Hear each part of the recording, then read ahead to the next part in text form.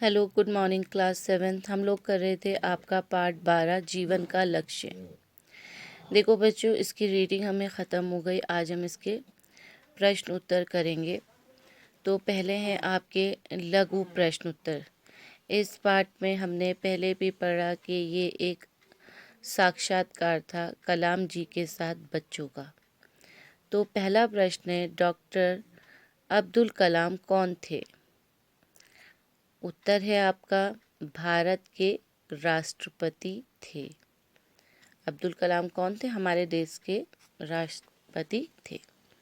दूसरा प्रश्न है, श्री अय्यर डॉक्टर कलाम को कहाँ ले गए थे? जब श्री अय्यर जो उनके क्लास टीचर थे, वो उनको कहाँ लेकर गए थे? उत्तर है रामेश्वरम के समुद्र तट पर। जो उनके अध्यापक थे श्री अय्यर जी, वो कलाम जी को लेकर रामेश्वरम के समुद्र तट पर गए थे। प्रश्न नंबर 3 है आपका, डॉक्टर कलाम को विज्ञान पढ़ने की प्रेरणा कहाँ से मिली थी? विज्ञान मतलब साइंस। डॉक्टर कलाम जो थे, उन्हें साइंस पढ़ने की प्रेरणा कहाँ से मिली, इंस्पिरेशन कहाँ से मिली? उत्तर है रामेश्वरम के समुद्र तट से। जब रामेश्वरम के समुद्र तट पे उन्होंने पक्षी कैसे उड़ता है उसका सजीव उदाहरण देखा, तो उन्हें समुद्र तट से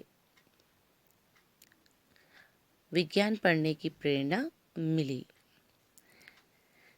प्रश्न नंबर 4 है, सत्यम किस प्रकार के परिवार से संबंध रखता है? सत्यम किस तरीके के परिवार से संबंध रखता था?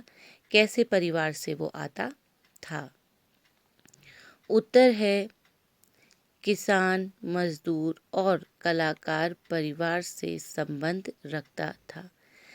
सत्यम एक ऐसा लड़का था जो किसान, मजदूर या फिर कलाकार परिवार से संबंध रखता था। अब देखिए, प्रश्न नंबर है आपका 3। इसका उत्तर थोड़ा लंबा है। लघु उत्तर छोटे होते हैं, लेकिन इसमें जो सवाल पूछा गया है, जो प्रश्न पूछा गया है, उसका उत्तर छोटे शब्दों में देना मुश्किल था, इसलिए इसका उत्तर थोड़ा लंबा है।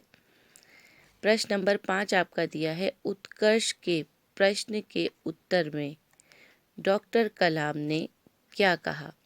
उत्कर्ष ने जो प्रश्न पूछा था उसके जवाब में डॉक्टर कलाम ने क्या कहा, इसलिए ये उत्तर थोड़ा लंबा है, क्योंकि कलाम ने जो कहा था वो बात हमें इसमें लिखनी थी। तो देखिए, उत्तर में है, उन्होंने कहा भारत की आधी जनसंख्या के लोग कम आयु के हैं। ये हमारी राष्ट्र शक्ति है।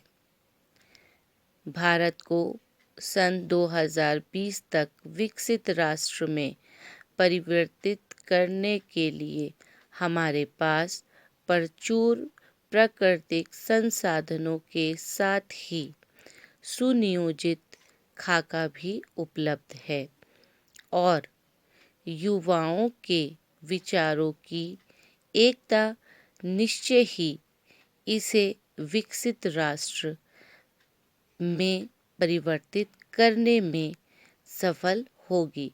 उन्होंने जवाब दिया था कि हमारे जो देश है उसकी आधी जनसंख्या जो है वो कम उम्र की है। जब वो बच्चे बड़े होंगे, 2020 तक अपनी सोच समझ के लायक हो जाएंगे, तो हमें अपने देश को विकसित करना आसान हो जाएगा और हमारे पास अपने देश को विकसित करने के लिए हर तरीके के संसाधन उपलब्ध हैं। और जब युवा बड़े होंगे तो उनकी जो विचार, उनकी जो सोच होगी, जब वो एक होगी, तो आसानी से हम अपने भारत को परिवर्तित करने में सफल हो पाएंगे। तो बच्चों, आज आपको लघु प्रश्न उत्तर दिए हैं। आज आपका होमवर्क यही है, आप लोग इसको अच्छे से अपनी कॉपी पे लिख लेंगे। तब तक आप लोग घर पे रहिए, सेफ रहिए। तब तक के लिए खुदा हाफिज़।